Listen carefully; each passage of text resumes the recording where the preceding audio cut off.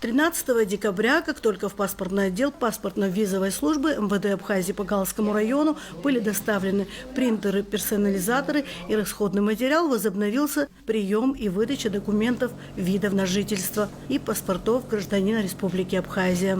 Теперь жители района, ожидающие выдачу паспорта абхазского гражданина и ВНЖ, могут спокойно обращаться в паспортный стол для сдачи и получения документов, удостоверяющих личность. Для уведомления и удобства жителей списки фамилий граждан, чьи документы уже готовы, вывешиваются здесь же, в стенах отделения паспортного стола.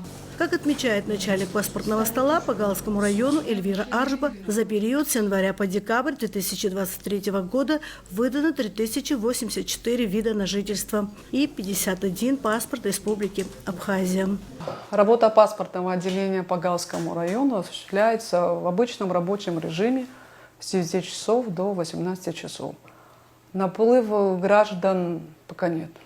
Нет такого, да? Нет, пока даже нет. несмотря на то, что вот какое-то время приостановлено было. Ну, у нас списки граждан висят в фойе. Каждый может подойти, найти себя в списке и получить виды на жительство. В течение года в паспортном отделении по Галскому району было выдано вида на жительство 3084. Так, а также было выдано паспорт гражданина Республики Абхазия 51. В течение дня мы можем обслужить всех, кто обращается. Всех почти, можно сказать. Приемом документов занимаются 3 инспектора. А выдача вида на жительство и паспорта гражданина Республики Абхазия занимается начальник.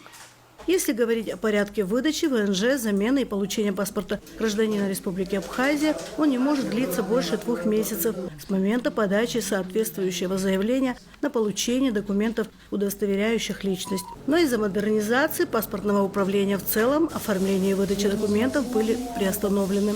А соискатели вида на жительство и паспорта уведомлены должным образом через СМИ и сотрудников паспортного отдела по Галскому району. Модернизация системы паспортного управления на данный момент в целом по Абхазии совершена, а сотрудникам паспортного стола в эти праздничные дни приходится работать в усиленном режиме, чтобы наверстать упущенные и управиться с выдачей документов в срок.